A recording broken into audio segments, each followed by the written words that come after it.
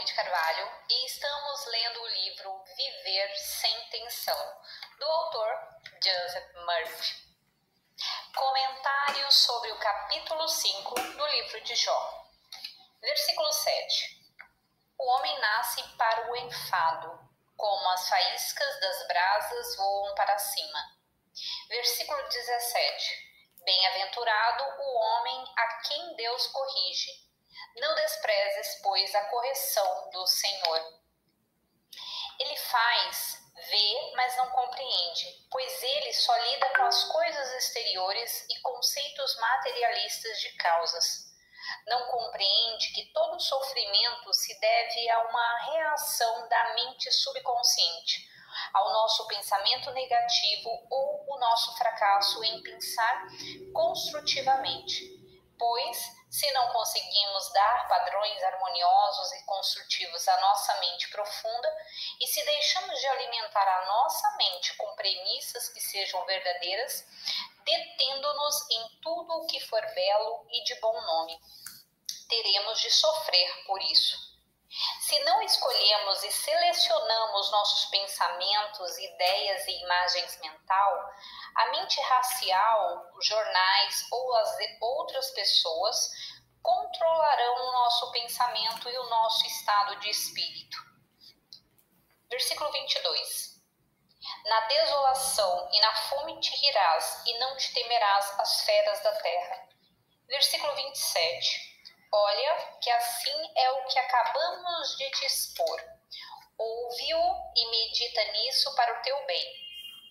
Escolha suas próprias emoções e pensamentos. Do contrário, o mundo, com sua vanglória, temores, dúvidas, ódios e invejas, intriga e confusão, o empurrará e você será escravo e não senhor. A ignorância domina quando a sabedoria se ausenta, e a ignorância é Satanás, que é o desolador de sua alma. Vã e inútil é a voz do medo quando clama pela paz. O amor reage ao chamado do amor, pois o profundo chama o profundo. Comentários sobre o capítulo 6 do livro de Jó. Versículo 1. Jó, porém, respondendo, disse. Versículo 2. Oxalá os meus pecados, pelos quais mereci a ira e a calamidade que padeço, se pesassem numa balança. Versículo 6. Pode comer-se uma coisa íspida que não foi temperada de sal? Ou pode haver sabor numa clara de ovo? A resposta de Jó é que ele está apenas pregando com efeito, está dizendo que sabe que está indo na direção errada, mas quer que lhe mostre onde está errado. E mostra isso de uma maneira bastante grosseira, dizendo a ele que seus argumentos são insípidos como a clara de ovo. Versículo 11. Que fortaleza é a minha para poder sofrer? Ou qual o meu fim para me portar com paciência? Versículo 12. A minha fortaleza não é como a das pedras, nem a minha carne é de bronze. Versículo 13. Bem vedes que eu não encontro socorro em mim. Qualquer esperança de salvação me foi tirada. Aqui, Jó acende um fogo espiritual ao dizer, não encontro socorro em mim. A esperança de salvação me foi tirada. Começa a lhe surgir o pensamento de que Deus está dentro dele. Ele faz o conceito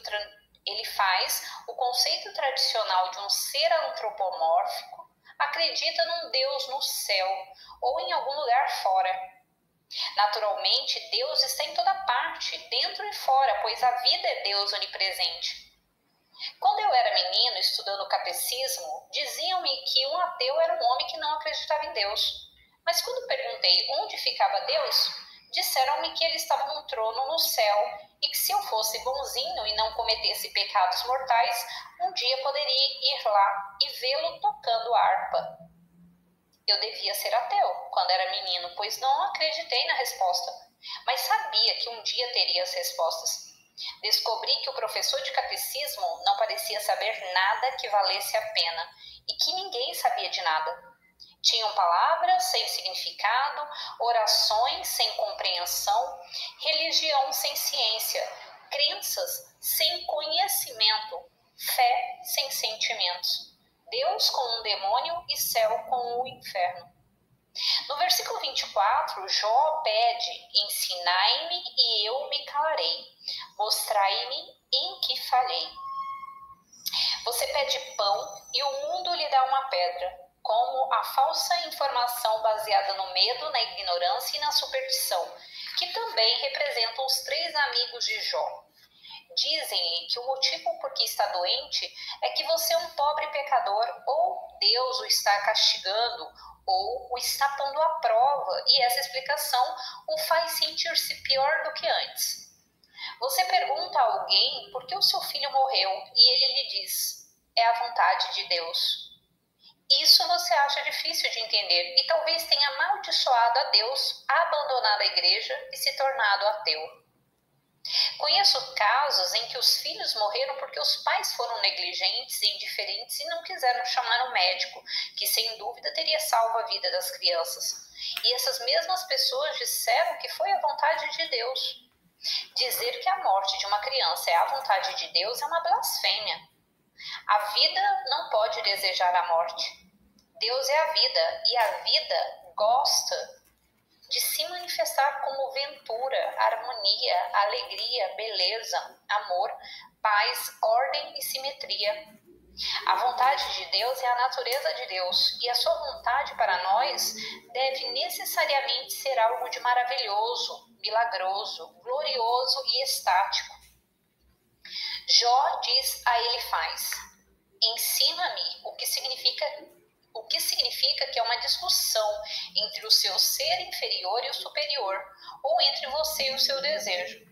Você é Jó, querendo resolver o problema do sofrimento, doença e realizar o desejo do seu coração.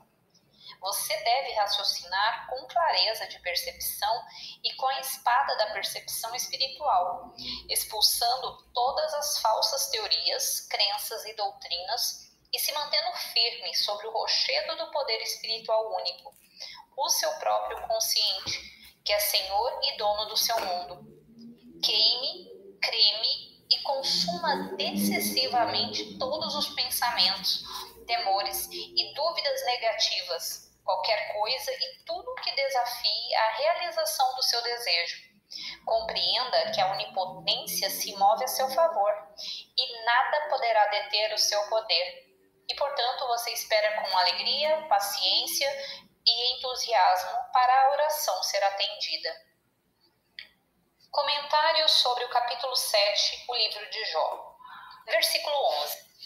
E por isso eu não reprimirei a minha língua, falarei da angústia do meu espírito, queixar-me-ei na amargura da minha alma. Aqui Jó chega às profundezas. É o momento de levantar os olhos para Deus e as coisas que são de Deus. Isto é, dedicar os seus pensamentos, desejos, planos a Deus e declarar que a ordem divina, a harmonia e o amor fluem em você. Ao fazer isso, o Espírito leva avante para a vitória, liberdade e a realização. Por quê? Por quê? Era a exclamação de Jó. Como se vê geralmente quando acontece uma desgraça às pessoas. O eco conhecido é: por que Deus me fez isso? Tenho sido tão bom. Comentários sobre o capítulo 8 do livro de Jó. Versículo 1. Mas Bildade, o suíta, tomou as palavras e disse. Versículo 2. Até quando dirás tu semelhantes coisas e as palavras da tua boca serão um vento impetuoso? Versículo 3. Porventura, Deus perverte os seus juízos ou o onipotente subverte a justiça? Versículo 4. Ainda que teus filhos tenham pecado contra ele e os tenha abandonado ao poder da sua iniquidade. Bildade significa o filho da disputa, o tipo de mente que crê que você está sendo castigado por Deus pelos seus pecados, conforme explanado em muitas teorias ortodoxas e eclesiásticas. Você não é castigado por seus pecados, e sim os seus pecados o castigam. o que é uma reação automática do seu subconsciente ao seu pensamento costumeiro. A palavra pecado significa errar o alvo ou o fracasso em conseguir que sua oração seja atendida. O seu pecado é o seu fracasso em levar uma vida plena e feliz. Quando você erra o alvo mental ou a meta que se impôs na vida, você pecou ou errou o alvo. Identifique-se mentalmente e emocionalmente com o seu ideal. Enalteça-o em sua mente, corteje-o e exija-o com coragem, e o poder onipotente em você reagirá e fará com que se realize. Todo o castigo e sofrimento são auto-infligidos, consciente ou inconscientemente. Havia um rapaz de 16 anos que nunca conseguia arranjar um emprego. Sempre havia alguém antes dele. Ele errou o alvo, emprego, umas 8 ou 9 vezes. Resolveu rezar por isso e na entrevista seguinte viu que havia mais 15 rapazes presentes. Uma ideia surgiu espontaneamente das profundezas do seu subconsciente, e ele a escreveu num papel entregando à secretária, que por sua vez o entregou ao gerente. Este leu o recado que dizia: sou o 15º rapaz na fila. Não vá contratar ninguém antes de falar comigo. Ele conseguiu o emprego. Converso com pessoas doentes e que me dizem: é o meu karma.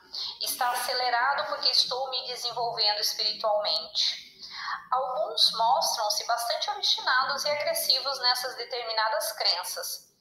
Esse tipo de raciocínio capcioso destina-se a tapeá-lo e enganá-lo. Muitas dessas pessoas têm complexo de mártir e acreditam que Deus os tenha destacado para algum castigo ou por algum motivo inescrutável. Esse tipo de raciocínio é realmente pouco consolador e, não obstante, é muito comum. Tudo o que experimentamos é uma reação do nosso pensamento e crenças habituais, conscientes ou inconscientes. Não podemos experimentar nada que não seja parte de nosso consciente. O seu estado de consciência é o seu modo de pensar, sentir, crer e aquilo que você der o seu consentimento mental. Você está submerso na mente inconsciente coletiva, na qual todas as pessoas do mundo despejam os seus pensamentos, crenças, temores, ódios, esperanças e irritações. Todas as intrigas, ciúmes e planos injustos e perversos tramados no cérebro fétido do homem também estão sendo enviados para essa mente da massa.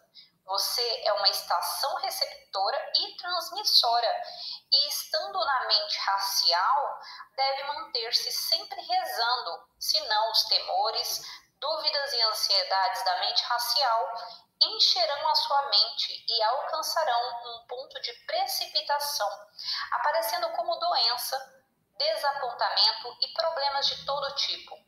É tão essencial limpar a mente quanto o corpo. Do contrário, a mente se encherá dos detritos mentais do mundo. Comentário sobre o capítulo 9, o livro de Jó. Versículo 16. E ainda que tenha ouvido as minhas súplicas, não acreditarei que tenha feito caso da minha voz. Versículo 17. Porque me desfarás como um redemoinho e multiplicarás minhas feridas mesmo sem motivo. Versículo 18. Não deixa que o meu espírito repouse e enche-me de amarguras. Jó lamenta a sua sorte e não encontra consolo nem luz nas expressões ortodoxas dos credos formais, que a ele não parecem mais que um soporífico, adormecendo as pessoas para a verdade, que Deus vive nele, toda a sua sabedoria, poder e amor podem ser do homem por meio do seu pensamento e sentimento. Se você reclama poderes fora do poder único, não é mais leal para com Deus, não ama mais a Deus. Amar é ser fiel, leal, dando a sua obediência à única presença. E depois o Espírito Santo se moverá em você como saúde, harmonia, paz, abundância e segurança. Você está aqui para cantar o cântico do triunfo. Quando as estrelas da manhã me louvaram juntas e os filhos de Deus estavam transportados de júbilo. Bom, eu fico por aqui e continuaremos no próximo áudio. Tchau, tchau!